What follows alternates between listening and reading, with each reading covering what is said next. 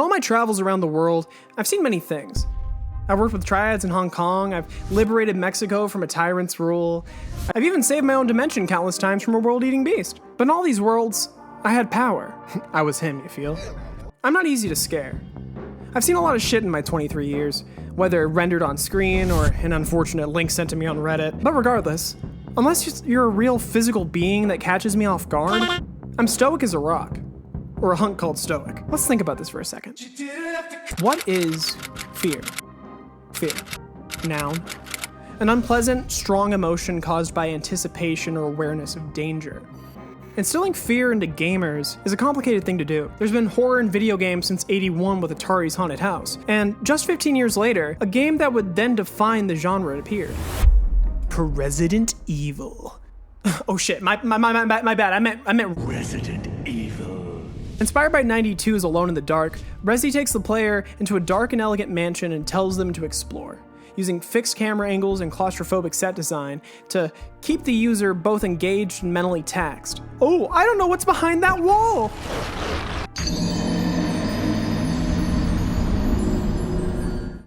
Your options as characters are Chris Redfield and Jill Valentine, both tough as nails, take no shit adjuncts of the Raccoon City Police Department, heading up the Special Tactics and Rescue Service.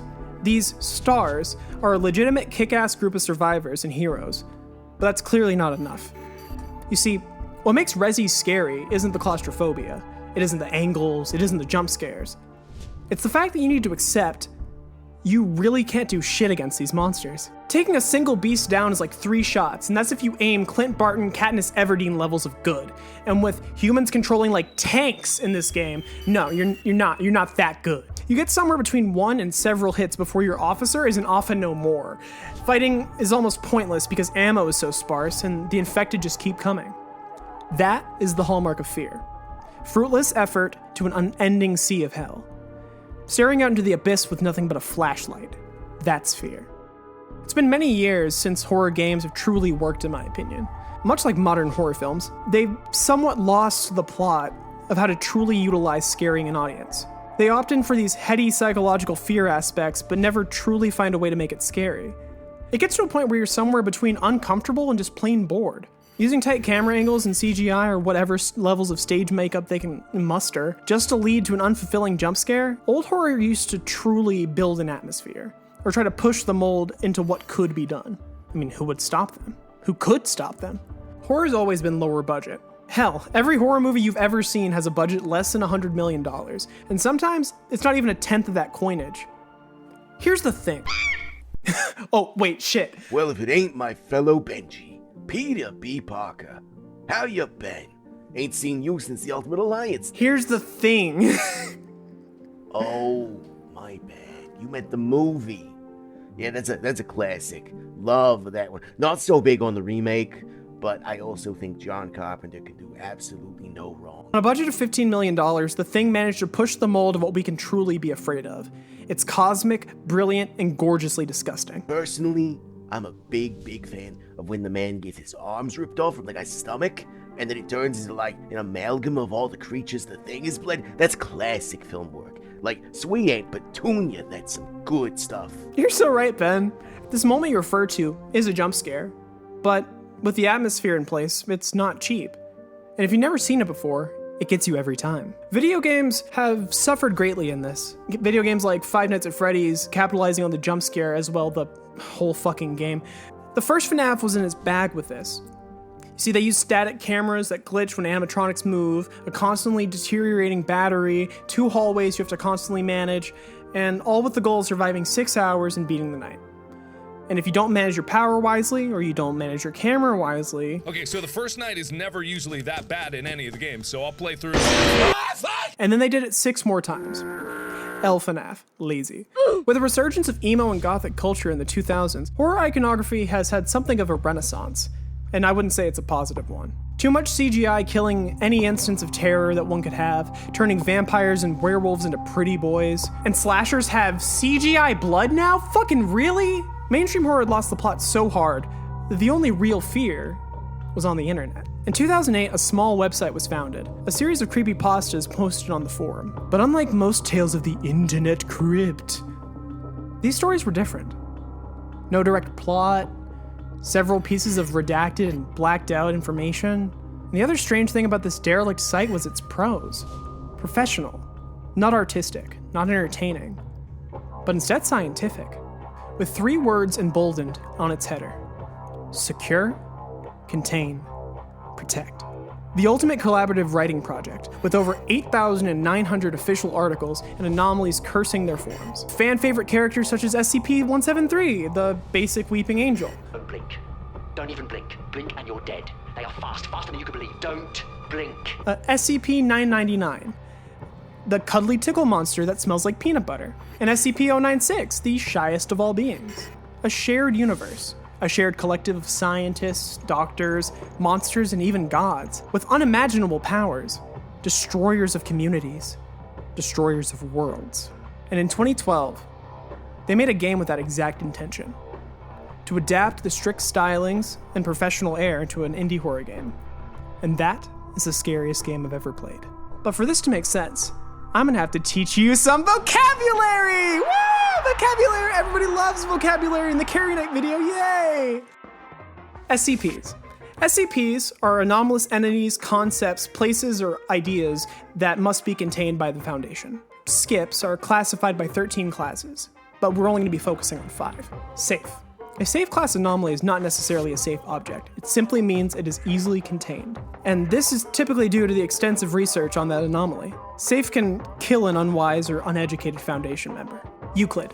A Euclid class anomaly is an SCP that requires specific containment resources that typically tend to be harder to attain, or inversely, that particular skip has unreliable or unpredictable containment methods. These are challenges to contain and almost always dangerous, often only somewhat researched or understood.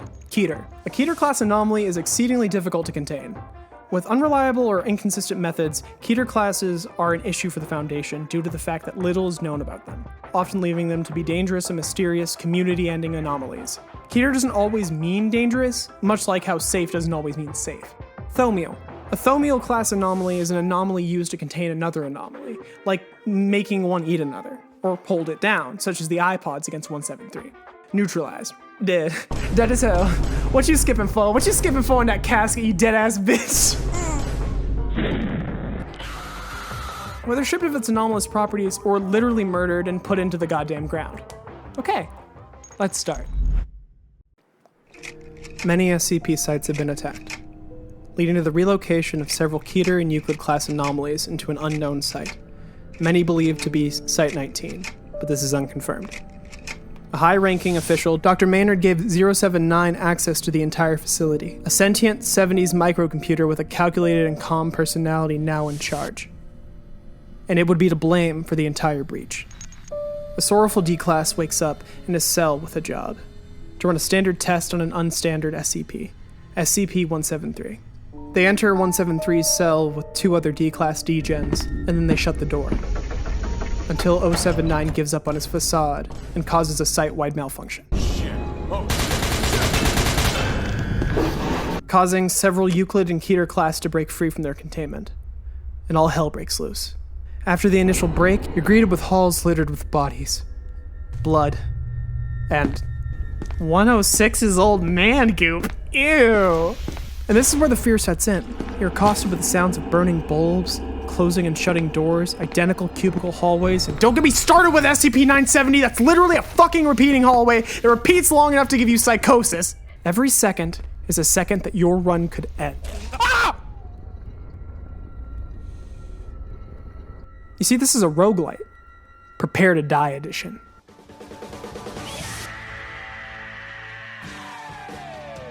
No 2 runs are the same, and I've never completed a single one. You're constantly looking behind yourself, praying that you don't blink at the worst possible interval, because yes, you need to manage your blinks. And one wrong move? Ah! While at the same time you're being chased by old man 106, trying to ruin your life with his World War I trauma, his hunt for you is unending. And once you're in his grasp, that's it. Only you can save your fate now. Whether it be an endless corridor with 8 rooms on each side, or a jigsaw-esque bridge of doom, or the unyielding eye of the airplane birds beaming down on you in the trenches. You may survive, never unscathed. You may meet your end at the hands of the old man, just as I had. If you progress far enough, you'll find yourself in the heavy containment zone, featuring such favorites as 035, the possessive mask, which rewrites the personality of whomever dons it, a violent and vindictive creature. 996, a dream-dancing sleep killer a la Freddy Krueger. Oh, and 008, the literal fucking T-virus.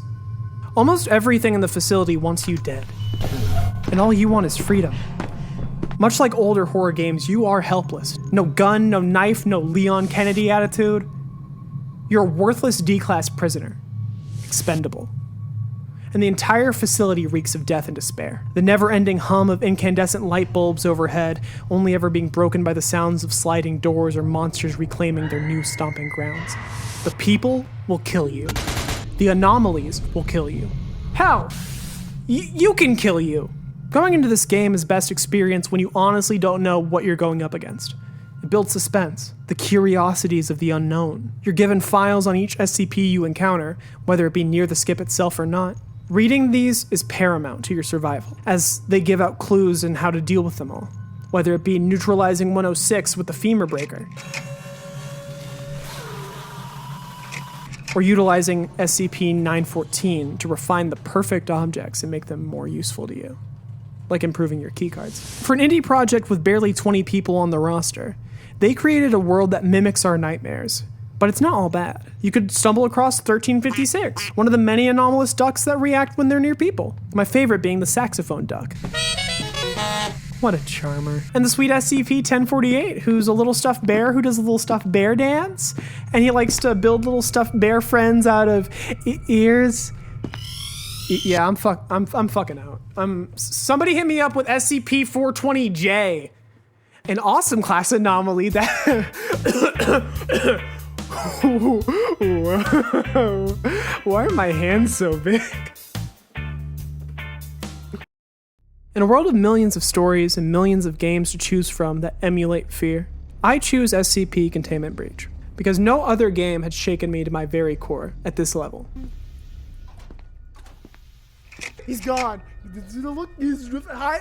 Break down the door through the glass. He's insane. Doesn't matter where I am.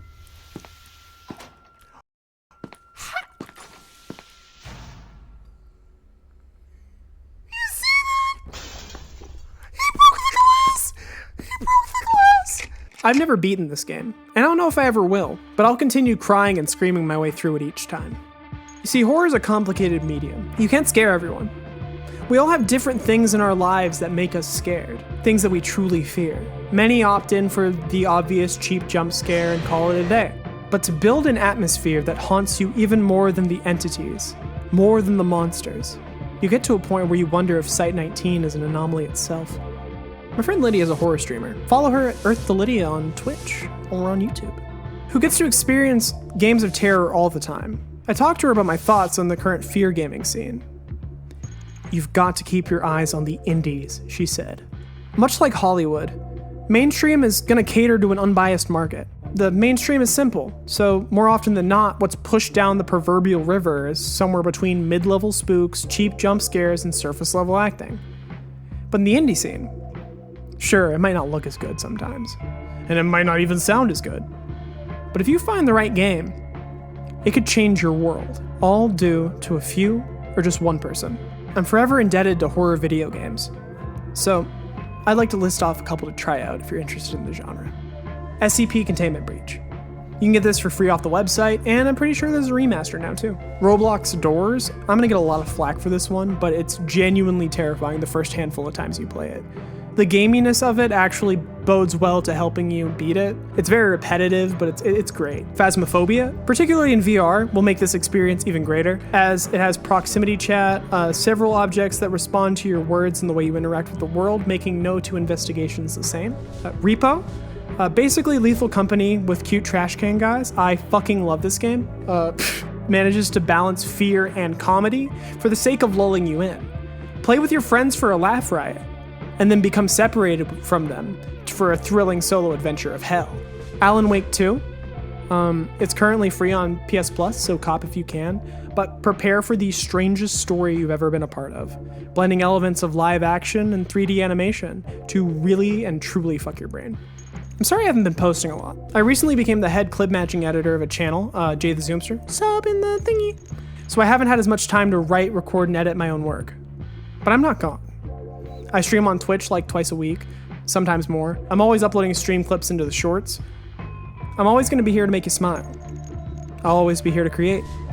And regarding the Assassin's Creed Retrospective 3, it's honestly just a bitch of a summit to climb, especially with my schedule as of late. I pray I can start posting more regularly, but I leave you with this. If you're ever in danger or sorrow, and need a valiant hero to save your essay-less day, there will be a Karionyte to slay the beast and deliver. You may not know when, and you may not know how, but I'll be there. Happy Halloween, Masteria. Stay frosty.